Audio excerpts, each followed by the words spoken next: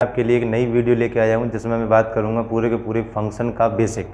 Function के type क्या होते हैं, फंक्शन के अंदर डोमेन, कोडोमेन, रेंज वगैरह वगैरह, ये सारी जो भी चीज़ें हैं वो आज हम डिस्कस करेंगे। पूरा क्लास 12th का बेसिक फंक्शन, ठीक है ना। तो फंक्शन के अगर बेसिक की तरफ जाएँ तो सबसे पहले हमारे पास इंपॉर्टेंट टॉपिक होता है कि फंक्शन क्या होता है बच्चों। तो फंक्शन आप सबसे पहले बात समझेंगे तो इंट्रोडक्शन ऑफ फंक्शन के अंदर अगर हम पहली बात करें कि फंक्शन क्या होता है वो सारी चीज़ें डिस्कस करेंगे। उससे पहले मैं थोड़ा सा क्लियर कर देता हूँ। A function from a non empty set to the another non empty set B. जब भी कोई फंक्शन की बात की जाए कि फंक्शन क्या होता है तो ये हमारे पास दो सेट का जिक्र जरूर होगा कि कभी भी कोई फंक्शन जो डिफाइन होगा वो पहले सेट से दूसरे सेट में डिफाइन होता है और दोनों के दोनों सेट बच्चों नॉन एम्प्टी होने चाहिए, right. A function which is defined from set non-empty set A to another non-empty set B is a corresponding or a rules। यानी कि जो फंक्शन f होता है, मान लो कोई फंक्शन को हम f से नाम डिनोट करते हैं, कोई फंक्शन हमारे पास f है जो डिफाइंड होगा सेट A से सेट B की तरफ, और दोनों के दोनों कैसे सेट होने चाहिए बच्चों, ये नॉन एम्प्टी सेट होने चाहिए, राइट। सेट ए और सेट बी के अंदर कोई ना कोई एटलीस्ट वन एलिमेंट होना कंपलसरी है, राइट। इसके बाद हम इसको फंक्शन को डिफाइन कैसे करेंगे, बेसिक सी बातें हैं। पहले हमें क्लियर पता होना चाहिए कि सेट ए क्या है और सेट बी क्या है। सेट ए और बी के अंदर कोई डेफिनेट एलिमेंट दे सकते हैं क्वेश्चन में, या फिर कोई नेचुरल नंबर का सेट मिल सकता है, इंटीजर का मिल सकता है, रैशनल का, इरेशनल का और रियल नंबर का, राइट। इस तरीके से हमें सेट मिलते रहते हैं, ठीक है। तो कोई फंक्शन एफ है जो इस सेट से इस सेट में डिफाइंड है, राइट। तो क्या हम हर एक फंक्शन को, हर एक जो ऑर्डर्ड पेयर हमारे बन के आएंगे सेट ए से सेट बी में, हर एक ऑर्डर्ड पेयर को कार्टेशियन प्रोडक्ट को ही हम फंक्शन बोलेंगे? नहीं। जैसे कि हमने रिलेशन में पढ़ा था बच्चों, लास्ट वीडियो हमारी रिलेशन की थी जिसमें हमने रिलेशन में पढ़ा था कि सेट ए से सेट बी में जितने भी कार्टेशियन प्रोडक्ट बनते हैं उन्हीं का सबसेट रिलेशन होता है। लेकिन हर रिलेशन फंक्शन नहीं होता। क्यों नहीं होता? क्योंकि कुछ रिलेशन के अंदर कंडीशंस लग जाती हैं, तब हम उन कंडीशंस के दौरान उन रिलेशंस को ही फंक्शन बोलते हैं। जैसे वो कंडीशन क्या होती हैं? सबसे पहली कंडीशन होती है बच्चों कि all the elements of set A are associated to the elements in set B. Set A के जितने भी एलिमेंट हैं वो सेट बी से एसोसिएट करने चाहिए। इसका मतलब क्या है? सीधा सा मतलब है कि मान लो मेरे पास कोई सेट ए है, दूसरा सेट मैंने ले लिया बच्चों इधर बी, ठीक है। इसके अंदर मैंने कुछ एलिमेंट रखे, जैसे मैंने रखा 1 2 3 4 5 6 7 8, है ना। एक एलिमेंट यहाँ से कम कर देते हैं, ठीक है। तो सबसे इंपॉर्टेंट पार्ट क्या है, मान लो कि ये मेरे पहला सेट था, ये दूसरा सेट था, ये फंक्शन इस सेट ए से सेट बी में डिफाइंड है। तो सेट ए के जितनी भी एलिमेंट हैं उन सब एलिमेंट्स को एसोसिएट करना चाहिए सेट बी के साथ। सेट ए के एलिमेंट है 4, तो चारों के चारों की इमेज जो है बच्चों सेट बी के साथ बननी चाहिए इस तरीके से, ठीक। कोई भी एलिमेंट इधर सेट ए का बिगर मैपिंग के, बिगर इमेज के रहना नहीं चाहिए, राइट। पहली कंडीशन। दूसरी कंडीशन क्या होती है कि सेट ए के जितने भी एलिमेंट हैं, है ना, an element of set A is associated to a unique element in set B. Set A का एलिमेंट एक यूनिक इमेज बनाना चाहिए सेट बी के साथ। यूनिक का मीन्स कि जैसे मान लो 1 के साथ इमेज बनी है बच्चों, 1 के साथ मैप हुआ है 5 और 2 के साथ मैप हुआ है 6, तो 1 के साथ अगर 5 मैप हुआ है तो 1 फिर किसी अनदर एलिमेंट सेट बी के साथ रिलेट नहीं कर पाएगा, उसके साथ मैप नहीं हो पाएगा। 1 अगर 5 के साथ हुआ है तो फिर 1 अब 6 के साथ इमेज नहीं बना पाएगा। एक एलिमेंट एक के साथ रिलेट कर सकता है, ठीक है। लेकिन सेट ए के 2 या 3 एलिमेंट किसी एक के साथ रिलेट कर सकते हैं, लेकिन सेट ए का एक एलिमेंट एक से ज़्यादा के साथ रिलेट नहीं कर सकता। ये दोनों बातों में बहुत बड़ा अंतर है। दोनों बातें आपको समझनी है अच्छे तरीके से कि सेट ए का हर एलिमेंट एक इमेज बनाना चाहिए सेट बी के साथ, करेक्ट। सेट ए का एक एलिमेंट मान लो मैंने ले लिया 2, तो 2 ने अगर 6 के साथ इमेज बनाई है तो 2 फिर अब किसी अनदर 5 या 7 के साथ इमेज नहीं बना पाएगा, लेकिन 2 एलिमेंट जाके किसी एक के साथ इमेज बना सकते हैं, ठीक है। तो ये कुछ कॉमन सी चीज़ें हैं, दोनों के दोनों यहाँ पर काम की हैं बच्चों। इन्हीं दोनों से ही हमारा फंक्शन का डेफिनेशन क्लियर होता है कि जब तक ये 2 कंडीशन किसी भी रिलेशन के अंदर, किसी भी ऑर्डर्ड पेयर के अंदर वेरीफाइड नहीं होती, तब तक वो रिलेशन या ऑर्डर्ड पेयर बच्चों फंक्शन नहीं बन पाता, ठीक है। तो ये सारी चीज़ें हमारी बेसिक रहती हैं, ठीक। आगे अगर हम बात करें बच्चों कि फंक्शन के अंदर डोमेन क्या होती है, कोडोमेन क्या होती है, रेंज क्या होती है, राइट। चलिए, तो सबसे पहले अगर हम बात करें बच्चों, इफ़ तब कोई फंक्शन डिफाइंड है बच्चों कहाँ, सेट ए से सेट बी में, उसको फंक्शन बोलेंगे। Then it is set A is the domain. उस सेट के अंदर जो इस ये फंक्शन है हमारे पास जिसके अंदर जो पहला वाला सेट है ए, उसको बच्चों हम क्या बोलते हैं, डोमेन बोलते हैं, उसको बच्चों हम क्या बोलते हैं, डोमेन बोल देते हैं, ठीक है। और सेट बी जो होता है मेरे प्यारे बच्चों, सेट बी जो होता है वो कोडोमेन का काम करता है। मान लो कोई फंक्शन डिफाइंड है पहले सेट से दूसरे सेट में, तो सिंपल एज सच दैट कि सेट ए यानी कि पहला वाला सेट जो होता है वो हमारा डोमेन हो गया और दूसरा वाला सेट बी जो है बच्चों वो कोडोमेन हो गया, राइट। उसके बाद जब फंक्शन के अंदर से वैल्यूज़ निकल के आती हैं F X such that X belongs to A के अंदर से जो भी एलिमेंट रखते जाएं, जो इसकी वैल्यूज़ आती जाएगी एफ एक्स की, जहाँ जहाँ कनेक्ट होता जाएगा सेट बी से जितने एलिमेंट आते जाएंगे वो हमारी उस फंक्शन की रेंज बन जाएगी। क्या बन जाएगी, रेंज बन जाएगी मेरे बच्चों। एफ एक्स इक्वल्स टू जैसे मान लो कोई फंक्शन है एक्स, मैंने कहा इसके अंदर मैं कोई रियल नंबर रखता हूँ, तो रियल नंबर मैंने रखा 5, 2, 3, 4, 5, 6 जो भी रखा, आंसर में जो भी आंसर इससे कनेक्ट हो पाएंगे। जैसे मान लो मैंने फंक्शन चेंज कर दिया, एक्स स्क्वायर ले लिया, मैंने कहा -1 रखा, मैंने 2 रखा, 3 रखा, सर आपने कहा -1 रखती हैं तो आंसर आएगा इसका 1। दूसरा मैंने कहा 2 रखो, आंसर कितना आया 4, 3 रखो, आंसर कितना आया 9, ठीक है। ये भी रियल नंबर था, ये भी रियल नंबर था, राइट। तो सबसे इंपॉर्टेंट पार्ट क्या है कि -1 किससे रिलेट हुआ, 1 से, 2 किससे रिलेट हुआ, 4 से, 3 किससे रिलेट हुआ, 9 से। तो जितने एलिमेंट हमारे इससे रिलेट करके इससे कनेक्ट हो पाएंगे सेट बी से यानी सेकंड वाले सेट से, वही हमारी रेंज होगी, ठीक है। लेकिन हो सकता है कि रेंज के अंदर इस वाले सेकंड वाले सेट के अंदर कई एलिमेंट ऐसे हों जो इधर सेट ए से प्रीइमेज ना बना पाएँ, कनेक्ट ना हो पाएँ, ठीक है। लेकिन जो कोडोमेन होती है पूरी की पूरी, उसी के अंदर से ही रेंज निकल के आती है। जो सेकंड वाला सेट है वो तो पूरा रियल नंबर का सेट है। अब यहाँ मेरा फंक्शन एक्स स्क्वायर वाला है, आपको पता होना चाहिए कि नेगेटिव वाली वैल्यू का स्क्वायर करूँगा तब भी पॉजिटिव आएगा और पॉजिटिव वैल्यू का स्क्वायर करेंगे तब भी पॉजिटिव आता है। तो इसका मतलब यहाँ जितने भी एलिमेंट हैं रियल नंबर में, जो सारे के सारे एलिमेंट की जो इमेज बनेगी वो केवल पॉजिटिव रियल नंबर मिलेगी और साथ के साथ जीरो भी आ सकता है, ठीक है। तो जो रेंज आएगी वो पॉजिटिव रियल नंबर हो गया। कोडोमेन में और डोमेन में दोनों में रियल नंबर लिए मैंने। तो बच्चों यहाँ पर इस फंक्शन के अंदर डोमेन की बात करें तो डोमेन तो कोई भी रियल नंबर हो सकता है क्योंकि सारे रियल नंबर पुट किए जा सकते हैं। और इसके अंदर कोडोमेन की चर्चा करें तो कोडोमेन के अंदर भी जो सेकंड सेट था वो भी रियल नंबर का सेट था, तो सेकंड सेट के अंदर भी रियल नंबर रहेंगे। लेकिन जो रेंज आएगी बच्चों, रेंज आएगी वो हमारे जितने एलिमेंट इस कोडोमेन के अंदर से इस पहले वाले सेट से कनेक्ट हो पा रहे हैं वही हमारी रेंज होती है, जो कि पॉजिटिव रियल नंबर होते हैं, पॉजिटिव रियल नंबर होते हैं या फिर नॉन नेगेटिव रियल नंबर बोल सकते हैं हम, ठीक है, इंक्लूडिंग विद जीरो, इसमें जीरो भी साथ में आता है, ठीक है। उस तरीके से डोमेन, कोडोमेन और रेंज को हम डिफाइन करते हैं, राइट। चलिए आगे बच्चों चर्चा करेंगे, इसके कुछ छोटे मोटे पॉइंट्स और हैं। जैसे सबसे पहले अगर हम बात करें कि ये वाला point, the range of is a subset of, the range is a subset of codomain. सबसे इम्पॉर्टेंट पार्ट अभी यहाँ पर हमने बताया था कि जो भी हमारे पास कोडोमेन होती है उसी के अंदर ही हमारी क्या निकल के आती है, रेंज निकल के आती है। तो इट मीन्स हम कह सकते हैं कि range is the subset of codomain. Range क्या होती है बच्चों, कोडोमेन का सबसेट माना जाता है, राइट। उस तरीके से हम डिफाइन करके कह सकते हैं कि जो भी हमारे पास सेकंड वाला सेट है कोडोमेन वाला, उसी के अंदर से रेंज आती है, इसलिए हम रेंज होती है वो कोडोमेन का सबसेट मानी जाती है, राइट। आगे अगला पॉइंट डिस्कस करेंगे बच्चों। A function can be also regarded as the machine. Function को हम जनरली रिगार्ड करते हैं मशीन की तरह। मतलब इसका सीधा सा है कि फंक्शन जो है एक मशीन की तरह वर्क करता है। जैसे मशीन में कोई हम इनपुट डालते हैं, आउटपुट मिलता है, राइट। ऐसे ही फंक्शन में इनपुट डालते हैं जिसको हम डोमेन कहते हैं, आउटपुट जिसको में हमारी रेंज निकलती है, ठीक है।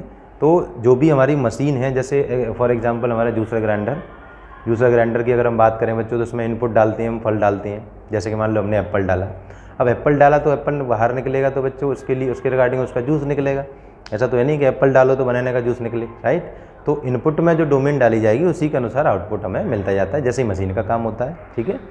उसी आधार पर कि a function can also be regarded as a machine which gives a unique output, जो कि हमारा एक यूनिक आउटपुट देता है in set B corresponding to each input in set A.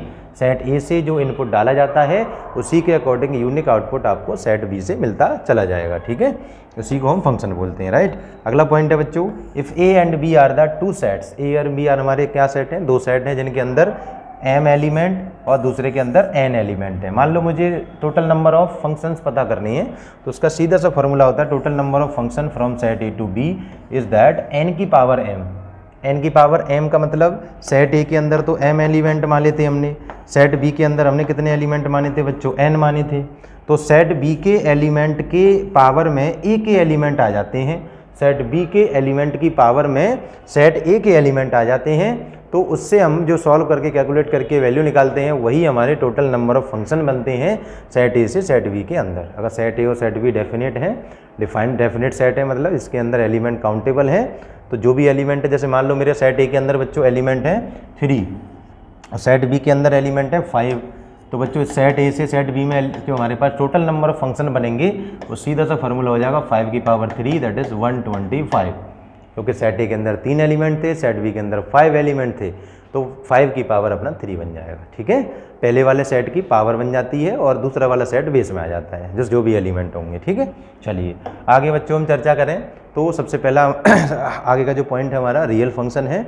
Real function जैसे कि नाम से अंडरस्टूड है कि रियल वैल्यूज़ का इनपुट और आउटपुट भी आपको रियल वैल्यूज़ मिले। रियल का मतलब रियल नंबर, राइट। देखो जैसे कि मान लो फंक्शन, कोई फंक्शन f है, डिफाइंड है सेट A से सेट B में, उसको हम कहते हैं रियल वैल्यूड फंक्शन। कब? If the B is the, यानी कि सेकंड वाला जो सेट है, जो हमारा जहाँ से हमारी रेंज आनी है, जहाँ से हमारा फंक्शन की आंसर आना है, वो सेट जो होता है बच्चों वो किसका सबसेट होना चाहिए? B is the subset of R। R का मतलब रियल नंबर का सबसेट होना चाहिए, यानी कि कोई फंक्शन f है जो कि डिफाइंड है पहले सेट से दूसरे सेट में, जो सेकंड वाला सेट है वो हमारा रियल नंबर का सबसेट होना चाहिए। इट मीन्स कोई फंक्शन अगर आउटपुट में रियल वैल्यूज़ देता है, रियल वैल्यूज़ का मतलब रियल नंबर देता है, तो उसको हम रियल वैल्यूड फंक्शन कहते हैं। सिंपल, रियल वैल्यूड मतलब आंसर में, रियल में जो वैल्यूज़ आती हैं वो रियल होनी चाहिए, उसको हम रियल वैल्यूड फंक्शन कहते हैं, राइट।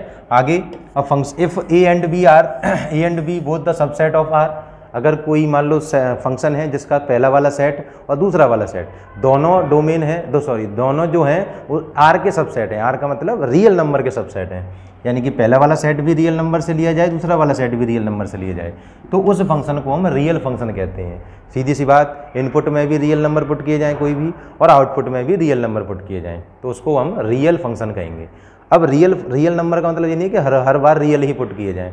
जैसे कि अगर हम इंटीजर पुट कर रहे हैं तब भी वो रियल फंक्शन का काम करेगा, क्योंकि इंटीजर भी रियल नंबर का ही पार्ट होता है, जानते हैं आप बेहतर। ठीक है, चलिए अगला पॉइंट है, while describing the real function using the mathematical formula x in the input and it is independently variable y output independent variable। ठीक है, देखो समझो इस छोटी सी बात को कि जब हम मैथमेटिकल फॉर्मूला बनाते हैं, जैसे कि मान लो f(x) कोई फंक्शन है, राइट, f(x) कोई फंक्शन है हमारे पास x², तो इसके अंदर जो f(x) की वैल्यू होती है बच्चों वो y एलिमेंट लिया जाता है और जो इनपुट डाला जाता है वो x की वैल्यू होती है। यही चीज़ यहाँ पर कही जा रही है कि while describing the real function using the mathematical formula, mathematical फार्मूले के अनुसार अगर हम रियल फंक्शन को डिस्क्राइब करें तो x जो है, जो कि इनपुट होता है, x is the input of the independent variable, जिसको बच्चों हम इंडिपेंडेंट वेरिएबल कहते हैं। क्यों कहते हैं? क्योंकि x की वैल्यू ही पुट की जा रही है और x की वैल्यू तो स्वतंत्र है, कुछ भी वैल्यू पुट कर सकते हैं, और इसी अनुसार y की वैल्यू हमारा आंसर आता है।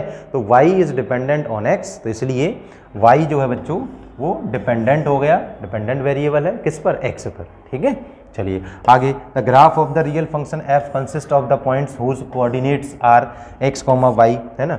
ग्राफ इसका बन सकता है, जैसे कि मान लो अगर इसके अंदर हम इनपुट पुट करते चले जाएं, इनपुट में मैंने 1 रखा, फिर 2 रखा, फिर 3 रखा, जो भी आउटपुट मिलता जा रहा है वो y की वैल्यू होती जाएगी, इनपुट में जो रखते जाएंगे वो x की वैल्यू होती जाएगी। उसी आधार पर बच्चों में कोऑर्डिनेट मिलते चले जाएंगे, कोऑर्डिनेट x की वैल्यू जो इनपुट में डोमेन में पुट किया जाए और आउटपुट जो मिल रहा है वो y है, जिसको हम रेंज कहते हैं, राइट।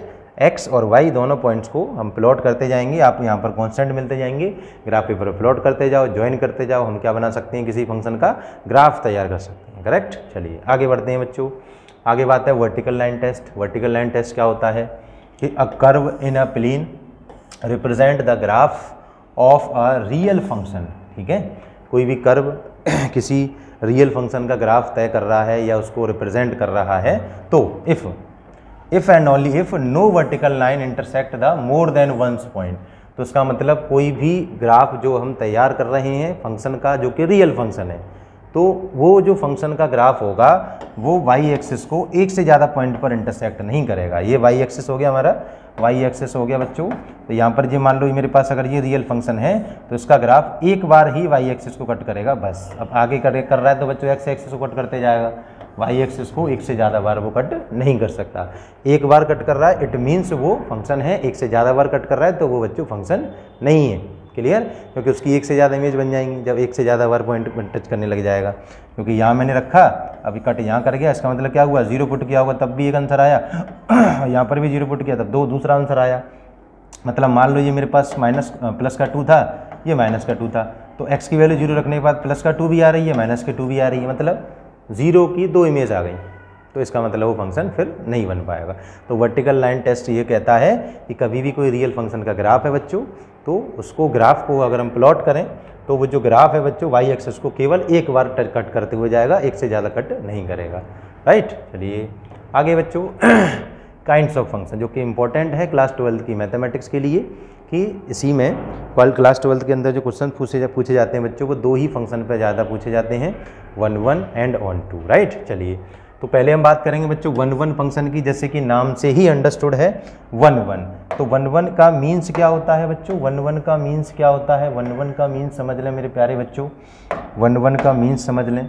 जैसे कि मेरे पास एलिमेंट है 1 2 3 4 है ना, 8 ले लेते हैं, 9 ले लेते हैं, 10 11, करेक्ट। ये सेट ए है, ये सेट बी है मेरे प्यारे बच्चों। कोई फंक्शन f है जो कि सेट ए से सेट बी में डिफाइंड है, तो जितने भी एलिमेंट सेट ए के हैं वो एक एक इमेज बनानी चाहिए ऐसे करके, बहुत बात सिंपल, एक एलिमेंट की एक इमेज जिसका नाम 1 1 पड़ता है, ठीक है, एक एलिमेंट की एक इमेज। राइट, और जिसको हम दूसरी भाषा में एक और नाम है हमारे पास इंजेक्शन, है ना, इंजेक्टिव फंक्शन, दूसरा नाम इसका क्या है, इंजेक्शन या इंजेक्टिव फंक्शन।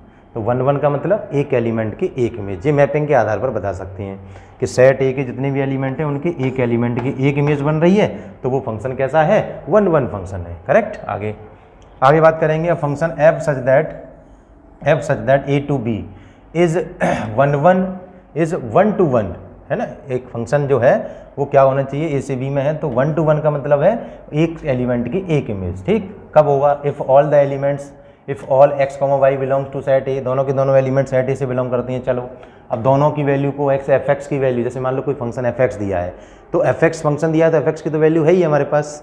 जैसे कि f(x) कोई फंक्शन दिया है x², ठीक, फिर उसके बाद आपको fy की वैल्यू उसके बराबर रखनी है। इसका कहने का मतलब ये है कि आप x की जगह y रखें तो ये मेरे प्यारे बच्चों क्या बन जाएगा, y² बन जाएगा। तो ये लेट करके चलना होता है कि f(x) की वैल्यू जो है किसके बराबर है, f(x) की वैल्यू किसके बराबर है, fy के बराबर है। It means x² equals to किसके बराबर हो जाएगा बच्चों, y² के बराबर हो जाएगा। ठीक है, ये लेट करके चलती हैं। और अगर हमने प्रूव कर दिया कि x बराबर y है, ऑब्वियसली बात है प्रूव हो जाएगा, लेकिन ये डिपेंड करेगा कि ये सेट पहला और ये दूसरा सेट किस तरीके के नेचर का है। अगर ये नेचुरल टू नेचुरल है तो ये प्रूव हो जाएगा, क्योंकि taking root square root in both side, तो x बराबर y आ जाएगा, है ना। नेगेटिव वैल्यू आएंगी नहीं क्योंकि दोनों सेट कैसे हैं, नेचुरल नंबर के हैं। ठीक है, तो इस तरीके से अगर x बराबर y आ जाता है तो फंक्शन क्या बन जाता है मेरे प्यारे बच्चों, 1 1। और अगर ये बराबर नहीं आता है तो इसका मतलब फंक्शन 1 1 नहीं बन पाएगा। ठीक है, आगे if 1 1 function is known as injective function, otherwise if f is called many one. अगर कोई फंक्शन 1 1 नहीं होगा तो फिर वो मैनी वन होगा। करेक्ट, कैसे, ये सर ये बात आपने कैसे कह दी, ये बात हम बताते हैं। देखो फटाफट से कि पहला एलिमेंट 1 लिया, 2 लिया, 3 लिया, ये थोड़े पास में आ गए, है ना, अच्छे से लेते हैं। 2 1 2 3 4 और ये 5। तो मेरे प्यारे बच्चों इसकी अगर मैं एक एक इमेज बनाऊंगा तो एक एलिमेंट की एक इमेज बनेगी, नो डाउट। लेकिन ये अभी ये फंक्शन नहीं है। क्यों नहीं है फंक्शन, क्योंकि यहाँ सेट ए के अंदर एक एलिमेंट मैपिंग के बगैर रह गया है। तो अब इसकी इमेज बनानी पड़ेगी तो किसी ना किसी एक के साथ तो रिलेट करना पड़ेगा, राइट। तो अगर ये 1 1 नहीं होगा तो फिर इसको क्या बनना पड़ेगा, मैनी वन बनना पड़ेगा, क्योंकि इसको फंक्शन तो बनाना ही पड़ेगा ना। तो इसीलिए जो लास्ट बचा हुआ एलिमेंट है उसकी इमेज बनानी पड़ेगी। इमेज बनाऊंगा तो 1 1 ना होगी, फिर वो मैनी वन बन जाएगा। तो अगर कोई फंक्शन 1 1 नहीं है तो फिर वो मैनी वन तो जरूर होगा ही होगा। करेक्ट, ठीक है, चलिए आगे बात करते हैं बेटा। अगला टाइप हमारे पास होता है ऑन टू फंक्शन का, जो कि इंपॉर्टेंट फंक्शन है। ऑन टू फंक्शन के अंदर क्या होता है, अगर मैपिंग के आधार पर बताएं तो जैसे कि मैंने फंक्शन को डिफाइन किया था तब मैंने ये बताया था कि सेट ए के अंदर कोई भी एलिमेंट खाली नहीं रहना चाहिए बिगर मैपिंग के। ऐसे ही जब हम ऑन टू फंक्शन को डिफाइन करें तो सेकंड सेट जो है उसके अंदर कोई भी एलिमेंट बिगर मैपिंग के न रहना चाहिए। जैसे कि फंक्शन बनाना है तो पहले वाले सेट के अंदर कोई एलिमेंट खाली नहीं रहना चाहिए, और अगर उसको ऑन टू फंक्शन बनाना है तो जो सेकंड वाला सेट है उसका कोई भी एलिमेंट बिगर मैपिंग के नहीं रहना चाहिए। सेकंड एलिमेंट के जितने भी सारे के सारे कोडोमेन हैं वो रेंज बन जानी चाहिए, क्योंकि कोडोमेन रेंज बन जाएंगी तो हर एलिमेंट कोडोमेन का कनेक्ट हो जाएगा। ठीक है, तो सेकंड सेट के अंदर अगर कोई भी एलिमेंट खाली रहता है मैपिंग के आधार पर, मैपिंग की तो हमने, तो इसका मतलब वो ऑन टू नहीं होगा। ठीक है, ऑन टू नहीं होता तो वो उसको इन टू बोल देते हैं हम। ठीक है, देखो जैसे कोई function, a function F such that A to B is an onto function if for each B belongs to capital B. पहला वाला सेट जो है वो हमारे पास एलिमेंट, उसका पहला वाला सेट जो है वो ए है तो उसके एलिमेंट को जनरली हम स्मॉल ए से रिप्रेजेंट करते हैं। दूसरा वाला सेट का बी को नाम दिया गया तो इसलिए उसको एलिमेंट को स्मॉल बी से। Then there is at least one, है ना, कम से कम एक जो है एलिमेंट इसके अंदर, मान लो मैंने लिया एक ही मतलब ए बिलोंग्स टू ए, पहले वाले सेट के अंदर कम से कम एक एलिमेंट तो होना ही चाहिए। ठीक है, such that F of A is equals to F of B, that is it every element in set B is the image of if some element in set ए।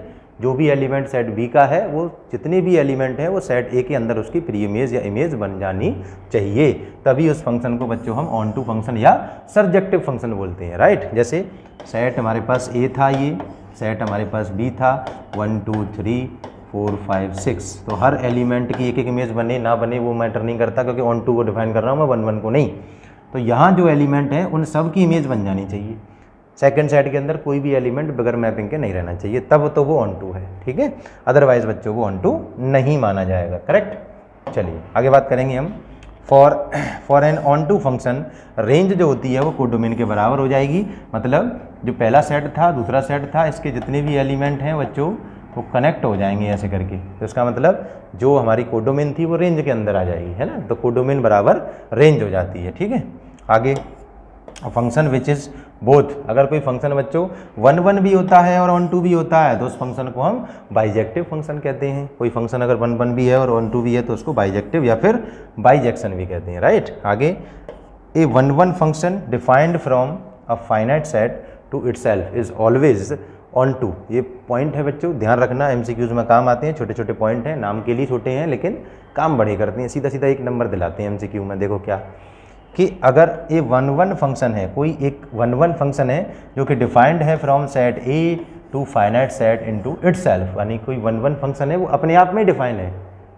कोई फंक्शन है 1 1 जो पहले से 1 1 है और जो फंक्शन बनाया जा रहा है वो किसी सेट ए से लिया जा रहा है और दूसरा सेट भी ए है, यानी कि कोई भी फंक्शन अपने आप इटसेल्फ सेट में डिफाइंड है, तो इसका मतलब वो ऑन टू भी होगा। अगर से एलिमेंट दोनों सेट, जो भी सेट हम ले रहे हैं उसके एलिमेंट अगर डेफिनेट हैं, इनको हम काउंट कर सकते हैं। इस बात को ऐसे समझते हैं कि सेट ए के अंदर मान लो 1 2 3 एलिमेंट हैं। ठीक है, तो मैंने एक फंक्शन बनाया जो कि 1 1 है और इसी में डिफाइंड है। इसका मतलब पहला वाला सेट वो भी 1 2 3, दूसरा वाला सेट वो भी 1 2 3। अगर इसको 1 1 बनाना है मेरे प्यारे बच्चों, अब चाहे तो मैं ऐसे एलिमेंट को कनेक्ट करूँ या फिर अगर मैं उल्टा सीधा कर लूँ, जैसे 1 ये ऐसे कर लिया, तब भी ये 1 1 तो है ना। तो अगर ये 1 1 होगा तो फिर ये ऑन टू भी होगा, क्योंकि पहला सेट भी वही है दूसरा सेट भी वही है। हर एलिमेंट जब कनेक्ट करेगा तो सेकंड सेट के अंदर कोई एलिमेंट बचेगा ही नहीं मैपिंग के लिए। इसी वजह से ये फंक्शन हमारा बच्चों 1 1 होगा तो ऑन टू भी होगा। अगर वो डेफिनेट सेट नहीं है तो ये बात हम इस केस में सही नहीं बता सकते, क्योंकि अब एलिमेंट ही फिक्स नहीं है तो हम कैसे बता सकते हैं। ठीक है, ये काम जब होता है जब सेट ए के अंदर एलिमेंट फाइनाइट होते हैं। ठीक है, चलिए सेकेंड लास्ट पॉइंट है हमारे पास कुछ छोटे मोटे, जैसे कि कुछ नेसेसरी कंडीशंस होती हैं, जैसे A and B are the 2 finite sets. पहला सेट और दूसरा सेट दोनों के दोनों कैसे सेट हैं बच्चों? फाइनाइट सेट हैं। Right, and F such that A to B a function, F कोई फंक्शन है जो ए से बी में डिफाइंड है। राइट, तो पहला पॉइंट हमारा ये है कि if F is injection, F कोई फंक्शन है जो कि इंजेक्शन बनाना है, तो इसका मतलब सेट ए के जितने भी एलिमेंट हैं वो सेट ए से कम होने चाहिए या उसके बराबर होने चाहिए। सेट ए के जो भी एलिमेंट हैं सेट बी से या तो कम हो या उसके बराबर हो, ज़्यादा नहीं होने चाहिए। ज़्यादा हो जाएंगे तो फिर वो इंजेक्शन फंक्शन नहीं बन पाएगा। ठीक है, सेकंड पॉइंट है इफ़ एफ इज सरजेक्शन देन, अगर कोई फंक्शन ऑन टू बनाना है तो सेट ए के एलिमेंट ज़्यादा होने चाहिए, सेट बी के कम होने चाहिए। सेट ए के एलिमेंट ज़्यादा होने चाहिए सेट बी से या उसके बराबर हो सकते हैं, सेट ए के एलिमेंट कम नहीं होने चाहिए। कम किस केस में होते हैं, इंजेक्शन बनाना होता है। इन बातों को और बेहतर समझेंगे तो सेट ए है, ये सेट बी है मेरे प्यारे बच्चों। पहली बात को समझेंगे हम, 1 2 3 4 5 6 7। पहली बात उल्टी है, मैंने क्या कहा यहाँ पर, सेट ए के अंदर जो भी एलिमेंट है वो या तो सेट बी के बराबर हों या इससे छोटे हों। मैंने यहाँ पर उल्टा लिया है, उस बात को मैं अच्छे तरीके से प्रूव करना चाहूँगा। देखो कैसे, कि मैंने यहाँ पर आपसे ये कहा कि मैं 1 1 बना रहा हूँ, तो 1 1 बनाया आपने, ठीक है, 1 1 ये बन पाया, 1 1 बन पाया, लेकिन ये फंक्शन ही नहीं बन पाया। क्यों नहीं बन पाया? क्योंकि 4 ऐसा एलिमेंट रह गया जिसकी कोई इमेज बन ही नहीं पाई पहले वाले सेट के अंदर, ठीक है। इस वजह से अभी ये फंक्शन नहीं है, और इसको फंक्शन बनाऊंगा तो इसको मैच करना पड़ेगा, फिर ये 1 1 नहीं हो पाएगा। इसीलिए पहले वाले सेट के अंदर एलिमेंट सेकंड वाले के या तो बराबर हों, या तो मान लो मैंने एक एलिमेंट और ले लिया तो ये हमारे पास 1 1 बन गया, या तो बराबर हों या पहले वाला सेट के अंदर एलिमेंट कम हो तो काम चल जाएगा। देखो कम हो तो काम कैसे चलता है, कम होंगे तो काम कैसे चल जाएगा, जैसे कि ये भी हटा लेते हैं हम यहाँ से, ठीक है। कम हो तो कैसे काम चल जाएगा, जैसे कि मेरे पास ये एलिमेंट यहाँ पर 8 और ले लिया, 3 का 7 के साथ हो गया बस। तो ये 1 1 तो है ना, क्योंकि एक एलिमेंट की एक इमेज है, फंक्शन भी है, ठीक है। इधर एलिमेंट रह गया, कोई दिक्कत ही नहीं है, तो इसे तो हमें तो 1 1 बनाना था, 1 2 की बात ही नहीं हो रही है, ठीक है।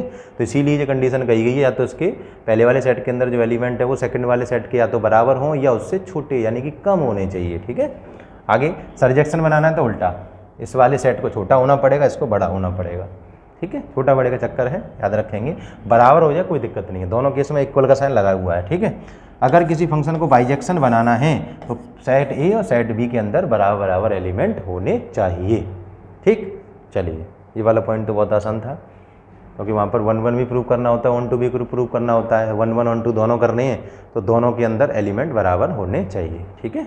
आगे लास्ट नोट पॉइंट है बच्चों की टोटल नंबर ऑफ फंक्शन अगर हमें बनाना है तो फार्मूला हमने ऑलरेडी डिस्कस कर लिया है सेट ए से सेट बी में। तो सेट ए के जो एलिमेंट हैं वो पावर में आ जाते हैं और सेट बी के एलिमेंट बेस में आ जाते हैं, ठीक है। तो n की पावर m फार्मूला हमारा बन जाता है, ठीक है।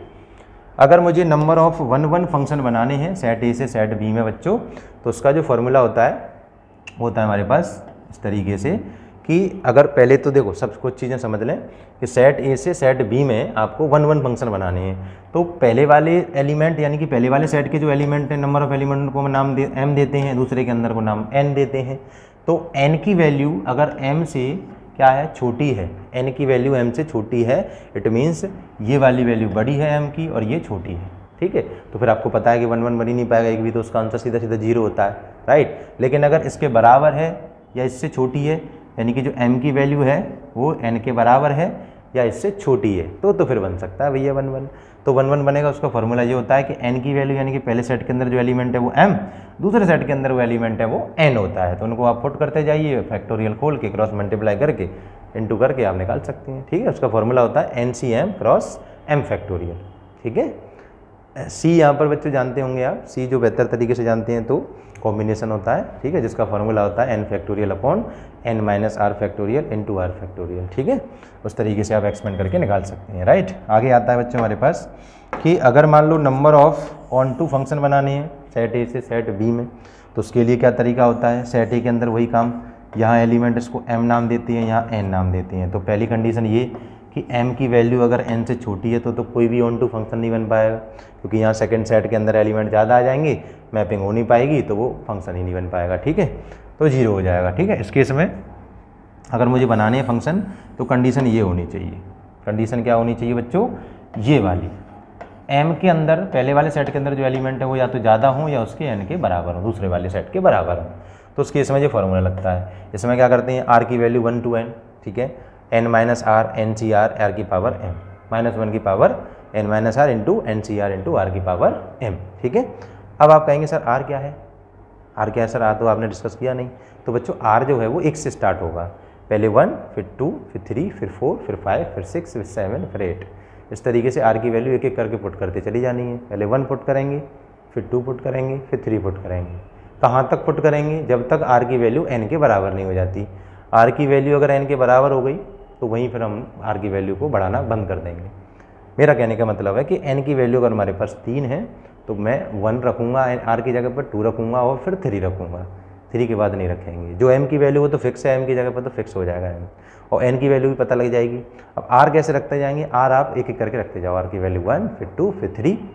अगर पहले सेकंड वाले सेट के अंदर 3 एलिमेंट है तो 3 तक रखना है आपको, 4 एलिमेंट है तो आर की वैल्यू 4 तक रखते जानी है, सबको रख रख के इस बीच में जोड़ते हैं, यानी कि सबमिशन का साइन लगाए तो ऐड करते चले जाना है। ठीक है, तो इस तरीके से हमारा ये फॉर्मूला ओपन होके टोटल नंबर ऑफ फंक्शंस बता सकते हैं। कौन से फंक्शन बच्चों?